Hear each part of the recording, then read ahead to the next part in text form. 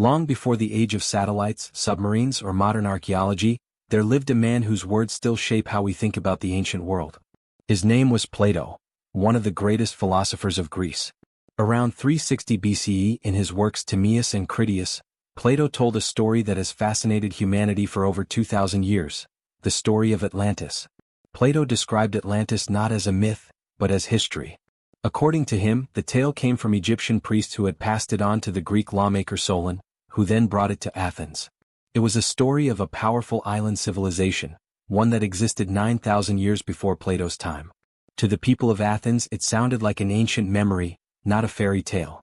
He painted a vivid picture, a great island larger than Libya and Asia combined, located beyond the Pillars of Heracles, what we now call the Strait of Gibraltar.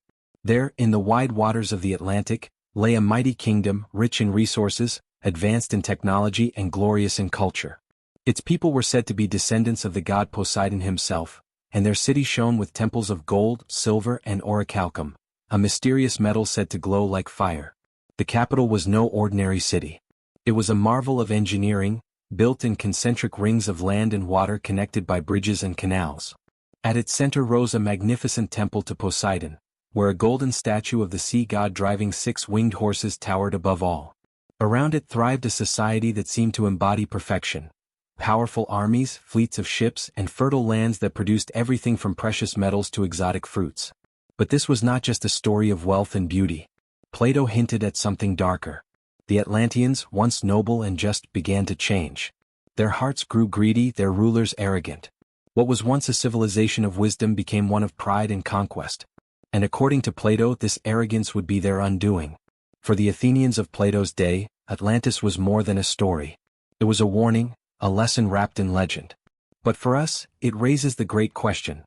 Was Atlantis real, or was it simply Plato's invention, a parable about the dangers of power? Historians, explorers, and dreamers have debated this for centuries. Some call it a complete fabrication, a moral tale dressed in the clothing of history.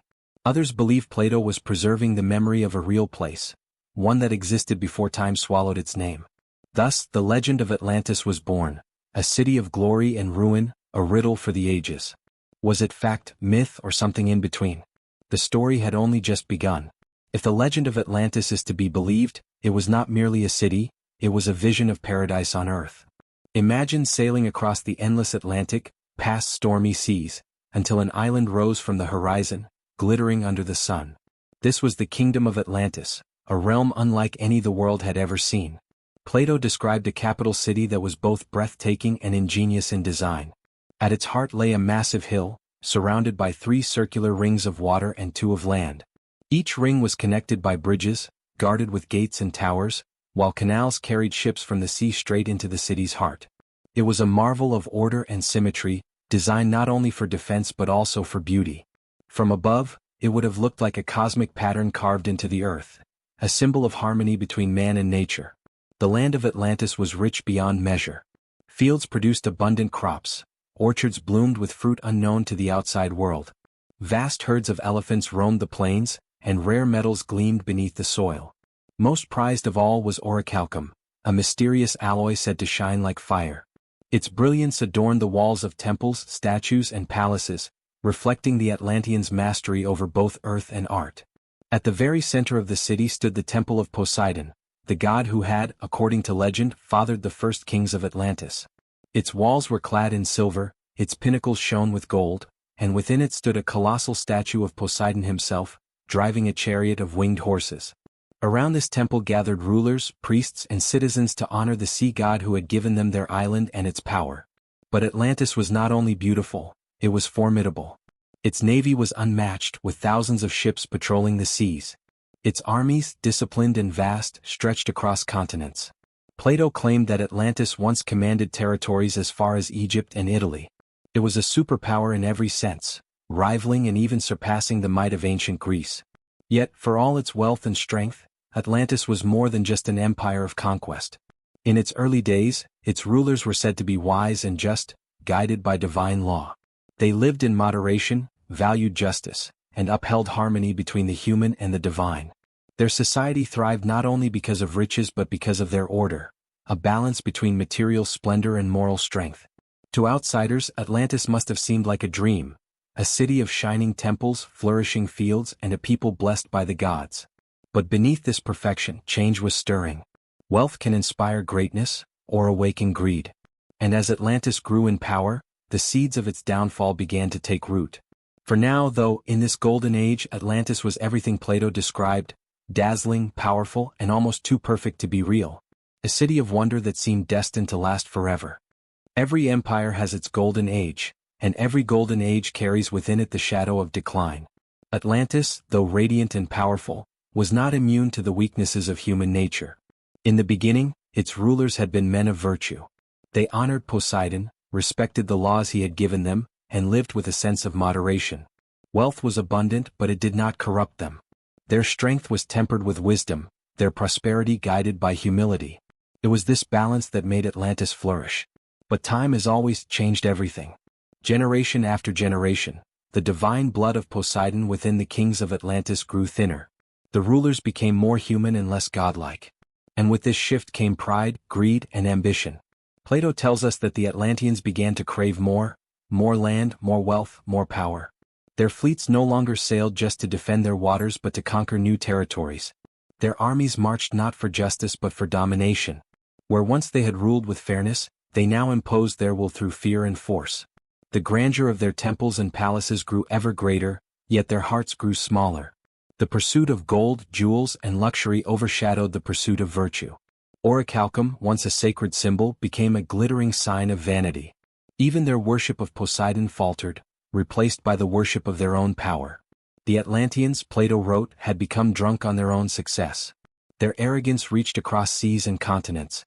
Their empire extended far, threatening even the people of Athens. But in their pride, they forgot that no empire is unshakable. The gods, watching from above, saw the change. They had gifted Atlantis with abundance, but now that abundance had turned to corruption. The Atlanteans, once noble, had become greedy and unjust.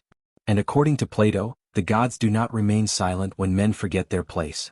It was Zeus, king of the gods, who rose to act. Calling upon the divine assembly, he declared that Atlantis must be judged. Though Plato never finished the tale in his surviving writings, he left us with the image of a great reckoning. Here lay the tragic irony of Atlantis. The very qualities that had once lifted it above all other civilizations, ambition, brilliance, strength, became the seeds of its destruction. The people who had once honored the gods now defied them and in doing so sealed their fate. The stage was set for disaster. The island that had dazzled the world was about to learn that even the greatest of powers could fall, and fall swiftly. For centuries Atlantis had flourished, a kingdom of brilliance and power. But now, its pride had grown greater than its wisdom, and the gods would no longer remain silent. In the heavens, Zeus, ruler of Olympus, convened the assembly of the gods. The Atlanteans, once children of Poseidon, had strayed from their divine heritage. They had grown arrogant, greedy, and unjust. Their fleets terrorized nations, their armies spread tyranny, and their leaders gloried in wealth rather than virtue. What had begun as a civilization of balance had become one of excess. Though Plato never recorded Zeus's full judgment, the outcome was clear. Atlantis would be punished. Its splendor would be stripped away in a single terrible night. And so the skies darkened. Thunder roared, lightning flashed, and the earth began to tremble. The seas, once a friend to the Atlanteans, rose in fury. Waves towered like mountains, crashing against the great harbors and breaking apart their mighty fleets. The concentric canals that had once been symbols of perfect design became floodways of destruction. The land itself betrayed them. Earthquakes split open the ground, swallowing temples, palaces, and fields whole. The golden statue of Poseidon, which had once stood proudly in the heart of the city, toppled into the raging waters.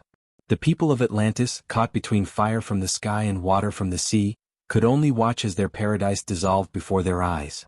No wall, no ship, no army could resist the wrath of nature unleashed by the gods. In a single day and night of misfortune, as Plato wrote, Atlantis disappeared. The great island, once larger than Libya and Asia combined, sank beneath the waves of the Atlantic Ocean. Where shining temples had once reached toward the heavens, only churning seas remained. For the survivors of neighboring lands, the story spread like wildfire. They spoke of a mighty island kingdom that had been swallowed whole, leaving behind nothing but a warning. For the Greeks of Plato's time, it was not merely a story of destruction, but a lesson. No empire, no matter how great, can escape the judgment of hubris. Thus Atlantis became a ghost, a memory of pride and punishment, a city lost not only to history but to the depths of the sea. When Atlantis vanished into the waves, it did not vanish from human imagination. For more than 2,000 years, the world has searched for the lost city, not with ships and armies but with maps, theories, and dreams. Plato's words were the starting point. In his dialogues Timaeus and Critias, he described Atlantis as an island larger than Libya and Asia combined, lying beyond the Pillars of Hercules, what we now call the Strait of Gibraltar. His account was not just a passing story but a detailed narrative, the geography, the wealth, the rise and fall. To some, it seemed like allegory, a cautionary tale about the dangers of arrogance. To others it was a clue, a riddle pointing to a real place. From the Renaissance onward, explorers and scholars debated Atlantis's location. Some believed it lay in the middle of the Atlantic Ocean, now swallowed by the sea. Others pointed to the Mediterranean, Crete, Santorini, Cyprus, where great civilizations once thrived and fell. Still others turned to faraway lands, the Caribbean, the Azores, even Antarctica. Each theory carried its champions.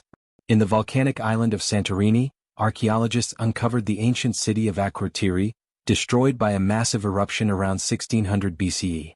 Its ruins, buried in ash, revealed a wealthy and advanced culture. Was this Atlantis reborn from myth? To some, the evidence was compelling. Meanwhile, in the Atlantic, the Azores Islands sparked speculation. Rising from the ocean depths, they seemed like the last peaks of a drowned continent.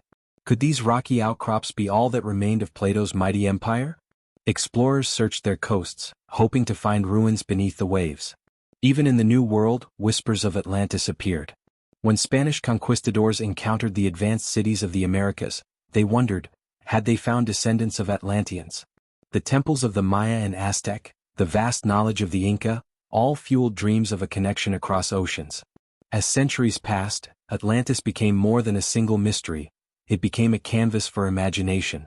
Writers, adventurers, and scientists each painted it in their own way, as a paradise of technology, a spiritual center, even a lost extraterrestrial colony. The search for Atlantis became not only a quest for ruins but for meaning, for a link between myth and history. And yet, for all the theories, one truth remains: Atlantis has never been found. No definitive ruins, no conclusive evidence. Just stories, echoes, and dreams carried forward by the human desire to believe that somewhere, beneath the waves, lies a civilization greater than our own. Thus the search continues not only in books and maps but in the depths of the ocean itself. Submarines dive where sunlight cannot reach, satellites scan the seafloor, and archaeologists sift through ruins, all chasing a story told over 2,000 years ago. Atlantis may be lost, but it has never been forgotten.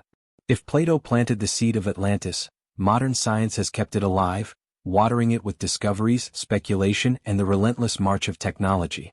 The myth that began in ancient Greece has not faded. Instead, it has evolved, reappearing in each generation with new evidence and fresh theories. By the 19th century, Atlantis captured the imagination of scholars, writers, and adventurers alike. Ignatius Donnelly, an American politician and writer, published his influential book Atlantis, The Antediluvian World in 1882. Donnelly argued that Atlantis was no mere fable, but the birthplace of all great civilizations. According to him, the Atlanteans spread their knowledge of agriculture, architecture, and astronomy to Egypt, Mesopotamia, and the Americas before their island perished. His book ignited a wave of fascination, inspiring countless expeditions and debates. The 20th century only deepened the mystery. Advances in archaeology and geology gave Atlantis new possible homes. The discovery of the Minoan civilization on Crete and the catastrophic eruption of Santorini seemed to mirror Plato's tale of a wealthy island destroyed by natural disaster. Many scholars proposed that this was the real Atlantis, a thriving culture lost to the sea.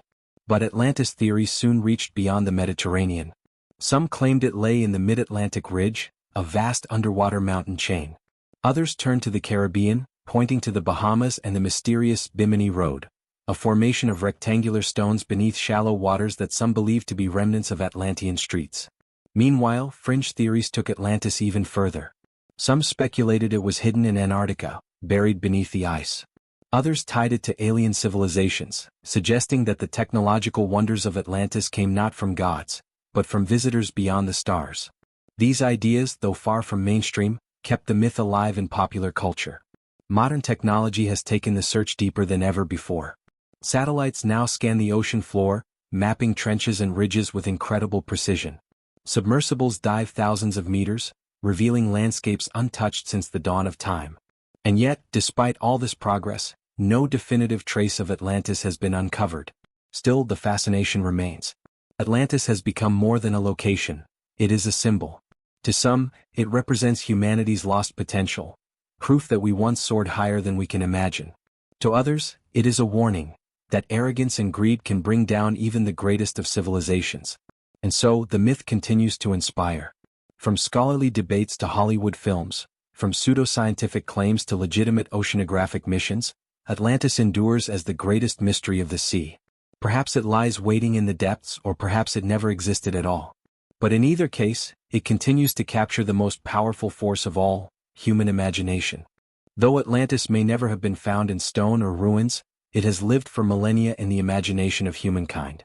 From philosophers to poets, from novelists to filmmakers, the myth of a lost golden city beneath the sea has become one of the most enduring symbols of mystery and longing in human culture. The earliest echoes were in philosophy itself. Plato's story, whether allegory or history, was retold for centuries as a lesson in morality. To the ancients, Atlantis symbolized hubris, a civilization so advanced, so wealthy that it forgot humility, and was punished. Medieval scholars revived the story as a parable of divine justice, placing Atlantis among the legends of Babel and Sodom. But it was during the Renaissance that Atlantis took on new life. Explorers returned from the New World with tales of vast civilizations unknown to Europe. Could these people be descendants of Atlanteans? Writers speculated wildly, weaving the New World into old myths. Atlantis became a bridge between continents, an explanation for shared ideas of architecture, mathematics, and astronomy. In the 19th and 20th centuries, Atlantis leapt from academic speculation into popular culture. Novels and adventure stories cast it as a utopian paradise, a place where ancient wisdom survived. Jules Verne, in 20,000 Leagues Under the Sea, imagined Captain Nemo leading his submarine through the ruins of Atlantis on the ocean floor.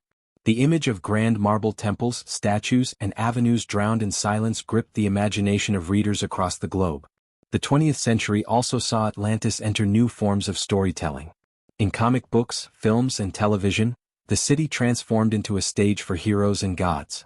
DC Comics' Aquaman ruled Atlantis as an undersea kingdom, while Disney's Atlantis, the Lost Empire, envisioned it as a forgotten civilization of technology and magic. Even video games built entire worlds around the myth, letting players explore what might lie beneath the waves. Beyond entertainment, Atlantis also inspired spiritual and mystical movements. In the late 19th century, theosophists claimed Atlantis was real, home to an advanced race whose wisdom shaped humanity. Later, in New Age circles, Atlantis became a symbol of hidden knowledge, a reminder of a lost era when humans lived in harmony with higher truths. Even in science fiction, Atlantis endured. To futurists, it symbolized the danger of human pride in technology. To environmentalists, it became a warning about rising seas and ecological collapse. To dreamers, it was a hope that somewhere beneath the oceans lies a key to understanding humanity's forgotten past. No other lost city has commanded the same presence. El Dorado, Shangri-La, Lemuria, all fascinating but none as universal as Atlantis. It is both a place and an idea, a perfect civilization destroyed in a single night, preserved forever in imagination. Atlantis, in the end, may not exist in the real world. But in the realm of culture, it is more real than any ruin, shaping how we think about history, myth, and the fragile line between greatness and downfall. Atlantis began as a story, a tale told by Plato more than 2,000 years ago. Whether it was allegory, memory, or invention, it has never faded. Instead, it has grown, transforming into one of the greatest mysteries of human history. For millennia, people have searched, debated, and dreamed about the lost city, and still the question remains: was it real? What makes Atlantis so powerful is not just the possibility of its existence, but what it represents. It embodies humanity's eternal struggle between greatness and downfall. Here was a civilization said to be rich beyond imagination, advanced in knowledge and power, and yet undone by its own pride. That lesson rings as true today as it did in ancient Greece. No empire, no matter how mighty, is immune to the forces of nature and the consequences of arrogance. But Atlantis also represents hope. The idea that once, somewhere, humans built a perfect society, prosperous, wise, and advanced, stirs something deep within us. To believe in Atlantis is to believe that humanity can reach such heights again. It is both a warning and a dream, a mirror of what we are and what we might become. In our age of satellites, deep-sea exploration, and technology, the mystery still endures. Sonar scans of the ocean floor reveal strange shapes, divers uncover ancient ruins, and every discovery raises questions. Yet, for all our science, Atlantis remains elusive. Some dismiss it as fiction. Others cling to the possibility that, buried beneath the waves, its ruins wait to be uncovered. Perhaps the truth will never be known. Perhaps Atlantis is less about geography and more about imagination, a story that transcends history and enters the realm of myth. And yet, even if no stone is ever found, the legend itself has become real, shaping cultures, inspiring art, and fueling exploration. In that sense, Atlantis is immortal. It lives wherever people dream of lost worlds, of secrets waiting to be uncovered, of civilizations greater than our own. It lives in every adventurer who sets sail, every scientist who peers into the depths, every storyteller who whispers of golden palaces beneath the sea. The mystery of Atlantis is not in finding it, but in the journey it inspires. It reminds us of the fragility of power, the lure of discovery, and the endless horizon of human imagination. So, when we speak of Atlantis, we speak not just of a city lost in the sea. We speak of ourselves, our fears, our hopes, our desire to connect with something greater, something eternal. Atlantis may be gone, or it may have never existed at all. But as long as humanity continues to dream, to question, and to wonder, Atlantis will never truly be lost.